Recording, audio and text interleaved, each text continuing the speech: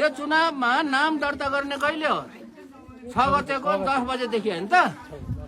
नाम दर्ता गर्ने समयको 40 घण्टा अगाडिसम्म पनि म राजनीतिमा उठ्छु भनेकै होइन, सांसदमा उठ्छु भनेकै होइन। तर परिस्थितिले उठायो। के पर्यो परिस्थिति भन्दाखेरि म मन्त्री भएपछि, ल सुन्नुहोस्, म मन्त्री भएपछि 6 महिनाको लागि मन्त्री भए पनि अब केही न केही काम त गर्नु पर्यो, ठुलो काम त गर्नु सक्दैन, सानो सानो काम गर्नु पर्यो भन्ने त थियो मनमा।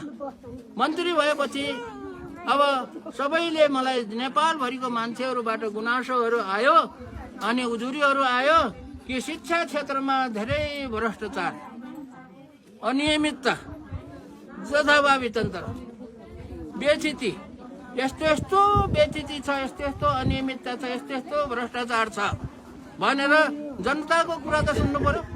अब सुन्दै नसुनेको भए एउटा कुरा, सुनिसकेपछि त त्यसलाई चाहिँ हटाउनुको लागि प्रयास त गर्नु पर्यो।